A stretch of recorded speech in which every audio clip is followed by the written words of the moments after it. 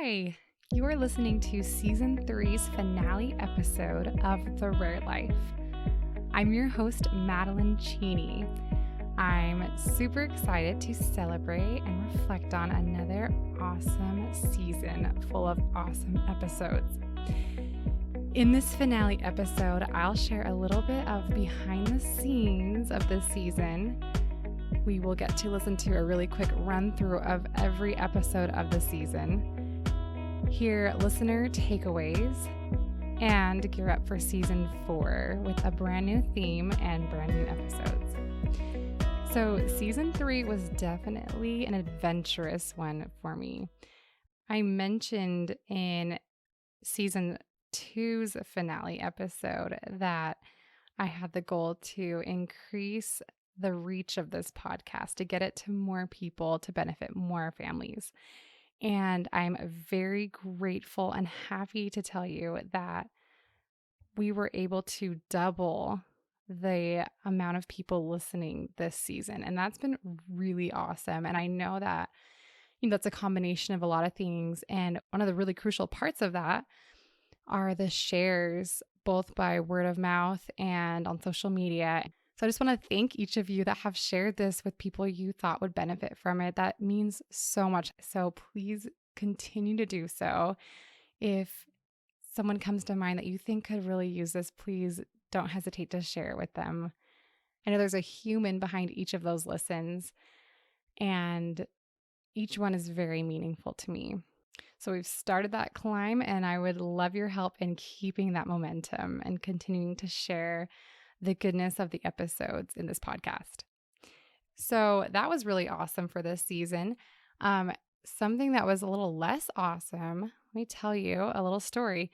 So in 1 month of trying to record with people, 3 out of the 4 people I was scheduled to record with and interview had emergency hospitalizations, either for themselves or their children, which was really sad for them. And my heart was with them, and that's never fun, almost stressful and just hard.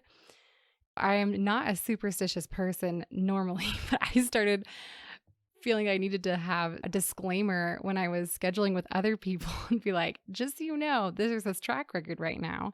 There's a big chance you will go to the hospital right when we're supposed to record, because that's what keeps happening. And, sign up at your own risk, which of course is not true, but that's what it kind of felt like. And so anyway, that was kind of an interesting part of season 3.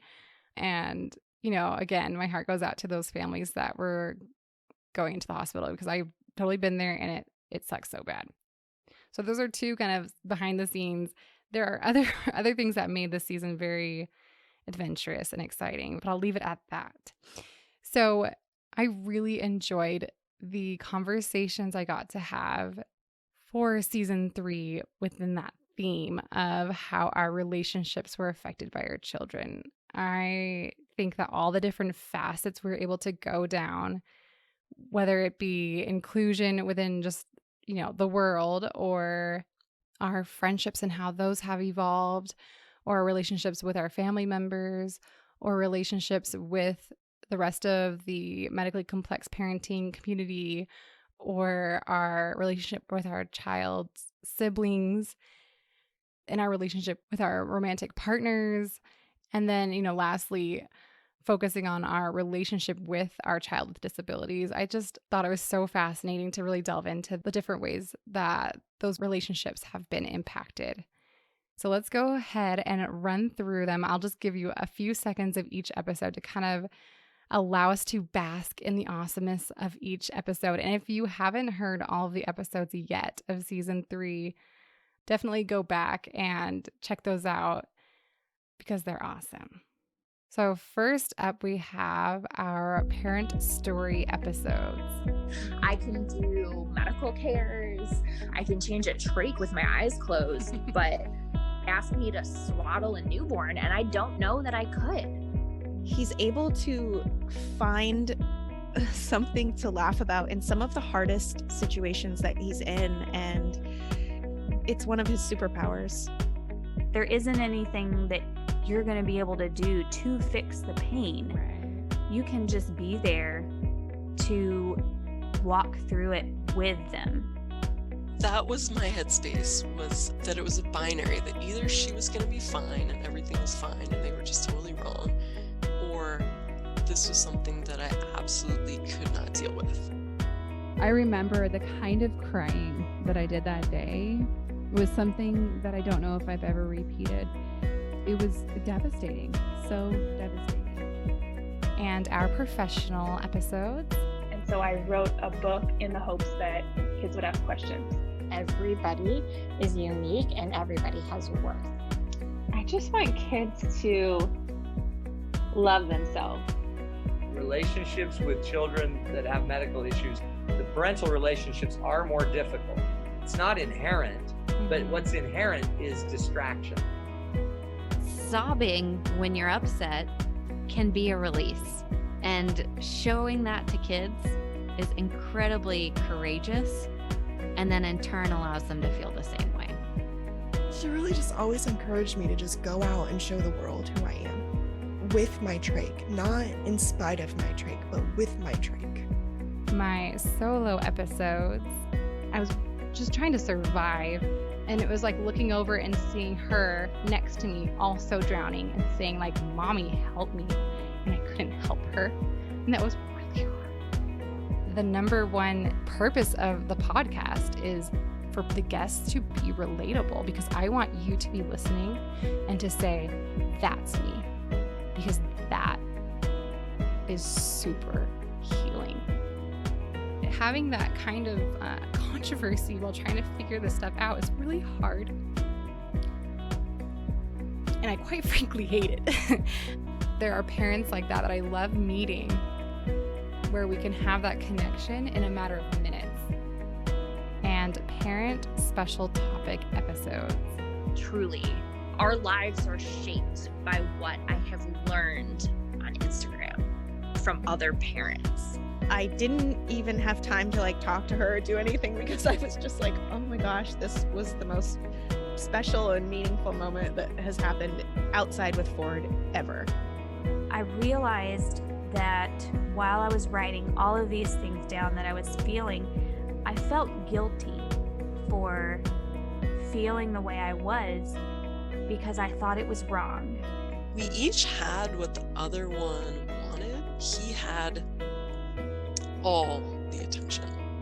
The diagnoses don't really matter as much as recognizing that a lot of the experiences we're having as moms are so similar.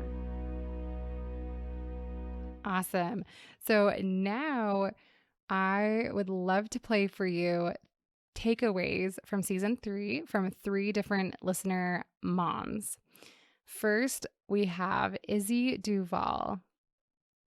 I have been so grateful to have found the Rare Life podcast and have it and you as a friend in my life in this past year, not only, of course, with everything going on with the pandemic, but also living the life of a mom and advocate to a child with a rare disease is very isolating. And it's just served as a really huge comfort and resource and just an easy thing for me to put on during the day when I feel misunderstood or alone and isolated in this journey. So I'm really, really grateful for the podcast. It was hard for me to pick a couple moments because I love so much of it and I'm always so excited for a new episode, but I did try to narrow it down. So my first favorite moment was the marriage episode, number 43 with Matt Townsend. First of all, just hearing that statistic about divorce being more prevalent in families like ours was not true was so helpful for me. I had really thought that was true and had kind of felt this pressure all the time that I needed to try to do anything possible to make sure that we didn't get a divorce, and just was kind of living in fear because of hearing that statistic. So first of all, hearing that was not necessarily true was very helpful. But I also loved Matt's idea about cuddling with your spouse for 30 minutes and not talking about anything stressful or scary or medical or traumatic. And there's so much of that we do. And for me, I think I realized that being a caregiver is my job. Being a mom's my job too, but caregiving can kind of take over. And I forget to take off my caregiver hat. at night. And so I feel like this episode gave me permission to do that. And I think it will really help my marriage. And my husband will definitely be happy to not have to hear me blab so much about all the medical terms. The next episode I loved was the inclusion and hearing loss episode. My daughter does not have hearing loss and she's not a part of the deaf community. However, she is delayed in her speech pretty significantly. And so as we have worked on speech with her, we've also been told to use both signs and words. And that's not something that I had seen in anybody else. So hearing that that was a part of Kimball's journey was really helpful for me and really gave me the confidence to know she is catching on to this. My daughter loves to use signs and to be able to express what she needs. And she also loves to work on her words. And so just having that permission again was really helpful for me. And the last thing was Rare Disease Day. That day really helped me to safely process and emotionally deal with the change in expectations for my daughter's life as we got her first mobility device. So that was a really sweet surprise for me, and it was awesome. So thank you so much. Oh, Izzy, I felt the same way when I found out that statistic is bogus. It relieved so much pressure, and I'm so glad that it was also helpful to you. I'm so glad that the podcast has helped you feel understood and less alone. Now we get to hear from Hallie. Hi, it's Hallie calling from the Gold Coast, Australia. I'm the first-time mum of a beautiful baby boy who has brought us on this rare journey. As a first-time parent in the early stages of diagnosis, podcasts and social media have been an absolute lifeline over the past few months. I'm so grateful for the kindness and insight that you and your guests provide each episode. What I like, the feelings that are bubbling away, and how I might navigate this journey in the future. A great example is in the recent episode discussion about empathy, not pity. Our baby boy is just 5 months old, so I'm still in that phase where an acquaintance is at the shop or someone will send me a text message out of the blue letting me know that they know my son's news. I've tried to process these awkward exchanges by asking, are they well-intentioned? Are they coming from a good place? But your discussion with Anna about pity or empathy has really made me reevaluate that, and those uneasy feelings that I am sometimes left with do come from receiving pity, which I don't want and I don't need. Season 3 of The Rare Life has hit on issues that I know are in our future, and I'm so grateful for these discussions from a parent's perspective so that I can start thinking about these things and how we're going to approach them. Thank you so much for being a podcast friend and a great space to turn to in these past few months. Hallie, I'm so glad that the show has helped you kind of look ahead at what is in your future and sort of prepare for that mentally. I definitely wish I would have found something like this when I was in those first months. And I've got to agree, I loved the episode with Anna, Confessions of a Special Needs Mama, especially when we were talking about that pity versus empathy. And I'm glad that that kind of helped you process through those reactions that you've had. Thank you so much for sharing. And lastly, we have Crystal. Hi, this is Crystal from Illinois. First off, this podcast is amazing, and every episode leaves me with such a feeling of warmth and understanding. I have been in the special needs world for almost 3 years now, and for the first time, I feel like many of my thoughts and feelings are being spoken in this podcast by Madeline and her guests. In season 3, my favorite episode was episode 40, Wendy and the Sibling Experience. I am a mom of 3, and my youngest has Williams syndrome. I remember having my second child, my son, and having all the mom guilt, as I felt like my firstborn, my daughter, was growing right before my eyes. But I was so busy with the newborn, I hadn't even noticed. Fortunately, it didn't take long for our family to find a balance in having another baby in the house.